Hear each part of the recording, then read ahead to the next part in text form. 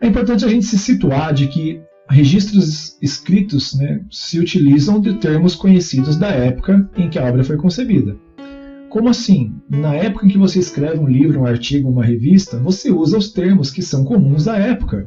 Hoje em dia, por exemplo, nós temos textos, né, de revistas, de livros, que usam muito da linguagem que se é conversada entre as pessoas nos dias de hoje. E assim também era antigamente. Tá? Por exemplo, o termo dinossauro surgiu somente em 1841 através do paleontólogo e anatomista britânico Sir Richard Owen, que é esse senhorzinho que está embaixo aí, em uma reunião da Associação Britânica para o Avanço da Ciência.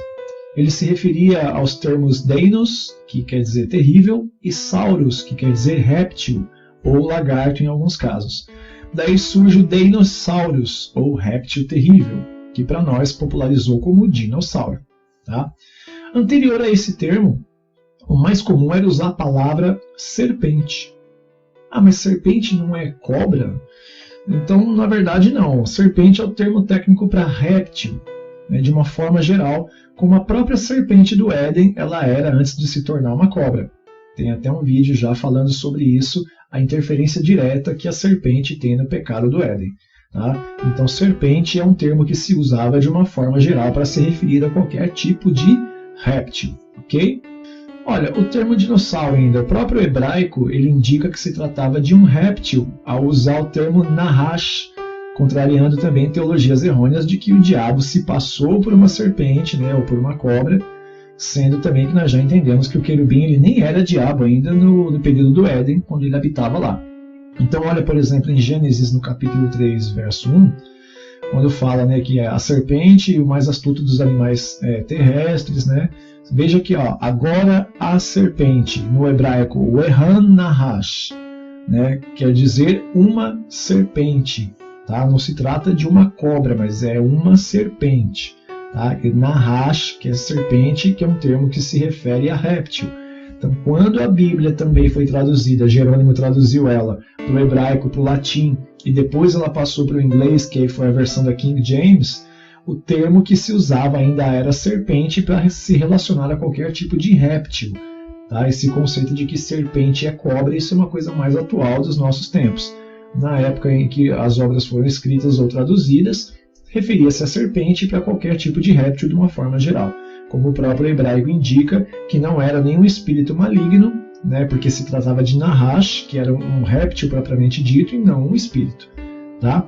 Então as antigas literaturas já tratavam desses animais, mas não com os termos que conhecemos hoje, inclusive a Bíblia Sagrada. Literaturas antigas elas falam de serpentes voadoras, serpentes de pescoço comprido, serpentes de tronco rígido e serpente de cauda espinhosa, entre outros. Tá? Repetindo, serpente era o termo técnico para réptil, isso de uma forma geral. Existe registro fóssil que prova a existência desses tipos todos descritos acima.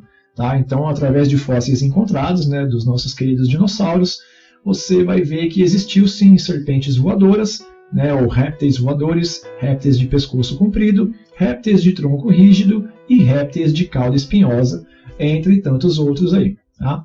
Até mesmo o clássico literário anglo-saxônico, que viria a se tornar um filme, né, no futuro, Beowulf, você já deve ter ouvido falar, né, ele relata criaturas com essas características.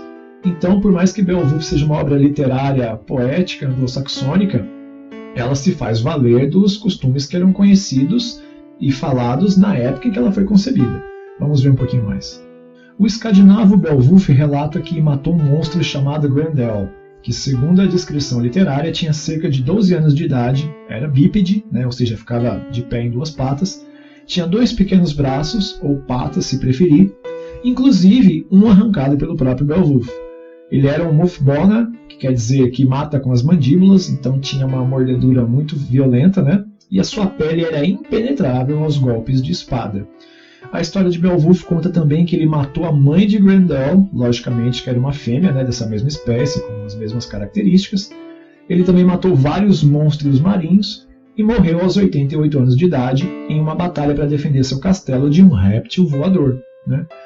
Usando as descrições da história de Beowulf, comparando ao que a gente conhece hoje, né, seja pelo cinema, seja livro, revista, nós podemos dizer que provavelmente Grendel e a sua mãe eles eram o que a gente conhece hoje como tiranossauros.